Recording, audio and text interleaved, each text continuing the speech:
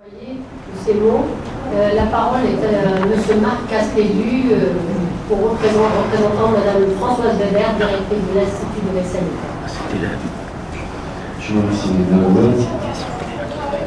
Mesdames et messieurs les directeurs, mesdames et messieurs les représentants de l'Union européenne et de la France, mesdames et messieurs, je tiens tout d'abord à présenter les excuses de ma directrice, Mme Françoise Weber, qui aurait aimé être là. Et je pense que le mot agréable que vous avez mentionné tout à l'heure, elle aurait repris à son compte, parce qu'il aurait été agréable de venir ici parmi nous. Elle a soutenu le projet de jumelage et je pense qu'elle le voit dans la définition des axes prioritaires qui ont été réalisés au sein du Maroc, un certain nombre de parallèles avec la situation que nous vivons évidemment au niveau de l'Institut de veille sanitaire et dans les dispositifs de veille sanitaire. Et dans cette coopération que nous avons menée, il y a beaucoup de points communs sur lesquels je vais revenir et auxquels nous sommes extrêmement attachés. Alors, tout d'abord, il nous faut rappeler que la coopération entre l'Institut de veille sanitaire et le Maroc est une coopération qui est ancienne et qui est pratiquement née en même temps que l'Institut de veille sanitaire à la fin des années 1990. Plusieurs programmes ont vu le jour, de formation, d'appui, la création du plan grippe par exemple. Les raisons sont multiples. Il me faut bien sûr mentionner des raisons culturelles, des raisons de langue, des raisons d'amitié qui sont anciennes, des raisons d'envie aussi, et principalement au niveau des acteurs de santé qui partagent le désir de travailler avec leurs collègues de l'autre côté de la Méditerranée. Ce ne sont pas les seuls éléments qu'il nous faut mentionner. Il existe une réelle interdépendance dans la santé entre les populations marocaines et les populations françaises. D'abord, nous avons sans doute vécu un certain nombre de phénomènes identiques, la diminution des maladies infectieuses, l'apparition de maladies chroniques, le poids en termes de mortalité que représentent ces pathologies non transmissibles sont des phénomènes que nous partageons et il est important pour nous d'en suivre les évolutions et de les suivre en commun. Nous avons beaucoup de choses à apprendre à ce niveau-là. Enfin, mais revenant sur les maladies infectieuses, il est évident qu'un certain nombre de pathologies qui peuvent impacter la population d'un pays peut impacter la population de l'autre. Nos échanges ici sont nombreux, nos échanges en termes d'idées, nos échanges en termes de biens, mais aussi nos échanges en termes de population. Il est évident que nous avons un commun intérêt à travailler ensemble et à définir des lignes de politique en termes de santé publique, et ce de la manière la plus cohérente possible. Alors, bien sûr, on revient au mot de sécurité sanitaire. Ici, l'épidémiologie, la surveillance, la veille et l'alerte sont des outils qui sont indispensables.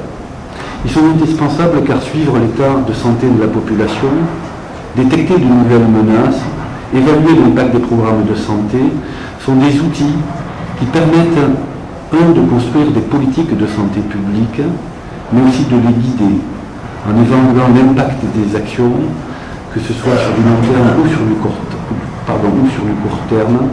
On arrive bien sûr à une adaptation optimale des mesures qui sont prises, et ceci dans un objectif qui est celui de la préservation et de l'amélioration de la santé de nos concitoyens. Nous sommes convaincus à ce niveau-là que les outils doivent être séparés. D'une part, l'élaboration des politiques de santé et la mise en place des mesures de contrôle, et de l'autre côté, les outils de veille, de surveillance et d'alerte.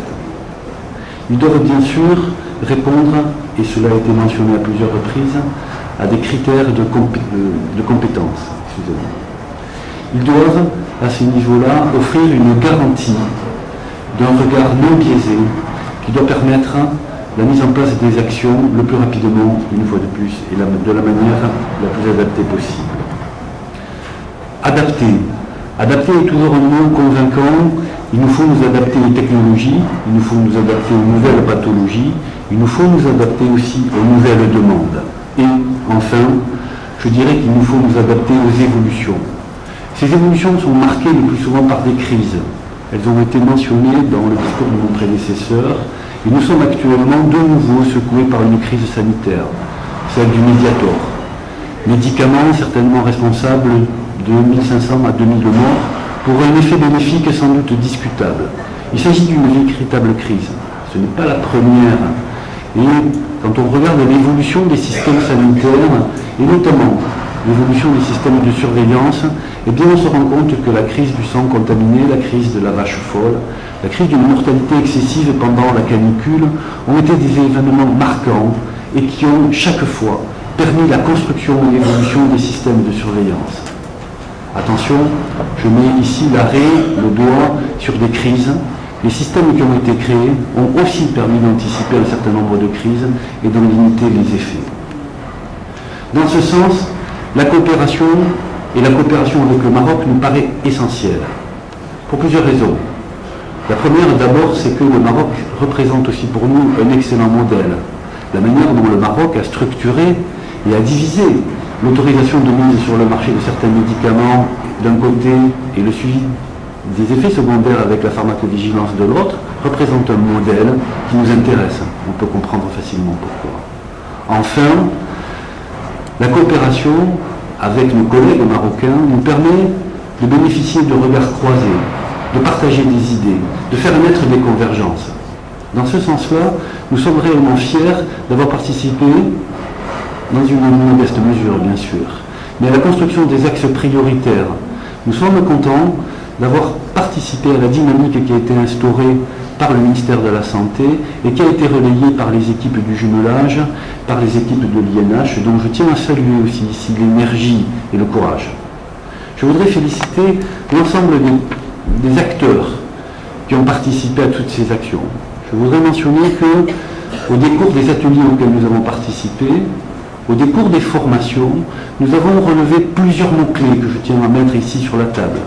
Le dynamisme d'abord, je pourrais dire la compétence ensuite, et l'innovation. Trois mots-clés qui sont particulièrement indispensables pour une agence qui est chargée de la surveillance et de la sécurité sanitaire. Ce sont des éléments qu'il faut absolument garder, qu'il faut améliorer. Je voudrais finir là-dessus en disant que l'Institut de veille sanitaire, une fois de plus, tient à féliciter l'ensemble des acteurs de ce processus, mais tient à marquer aussi sa détermination dans la continuité de ces actions.